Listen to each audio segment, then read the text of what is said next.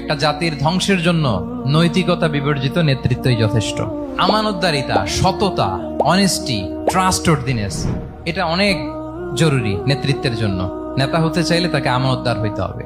যদি একজন true leader কেউ হতে চায়, তার মধ্যে আমানতদারিতা চাই। কি চাই? আমানতদার, তাহলে ইন্টিগ্রিটি। মজার ব্যাপার হচ্ছে, মক্কার কুরাইশরা, মক্কার লোকেরা রাসূল সাল্লাল্লাহু আলাইহি ওয়াসাল্লামের কাছে এসে আমানতের সম্পদ গচ্ছিত রাখতো। আবু জাহেলের কাছে রাখতো না, উতবা, শাইবা, ওয়ালিদ ইবনে মুগিরা, কারো কাছে রাখতো না। খেয়াল করে দেখেন, দল করে আবু জাহেলের, দল করে কার? কিন্তু আমানত রাখে কার বাসায়? কি অবাক করা কাণ্ড না?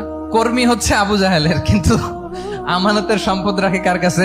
মুহাম্মদ সাল্লাল্লাহু আলাইহি ওয়াসাল্লামের বাসায়। রাসূল সাল্লাল্লাহু আলাইহি ওয়াসাল্লাম যেদিন হিজরত করবেন, উনি সাইয়েদনা আলী রাদিয়াল্লাহু তাআলা আনহুকে অ্যাসাইন করে গিয়েছেন যে, আলী তুমি থাকো, তুমি কয়েকদিন পরে মদিনায় হিজরতে যাবা, আমার কাছে যত আমানতের সম্পদ আছে এগুলো তুমি আগে বিলি করে তারপরে যাবে। রাসূল সাল্লাল্লাহু আবু বকর রাদিয়াল্লাহু তাআলা আনহুকে নিয়ে চলে গেলেন। আলী রাদিয়াল্লাহু তাআলা আনহুর টানা 3 দিন লেগেছে যে ডেপোজিট গুলো রাসূল সাল্লাল্লাহু আলাইহি ওয়াসাল্লামের কাছে ছিল, আমানতের যে জিনিসগুলো ছিল, এগুলো বন্টন করতে সাইয়েদনা আলী রাদিয়াল্লাহু তাআলা আনহু 3 দিন সময় নিয়েছেন। 3 দিন। এত পরিমাণ আমানতের সম্পদ রাসূল সাল্লাল্লাহু আলাইহি ওয়াসাল্লামের কাছে ছিল। আল্লাহু আকবার।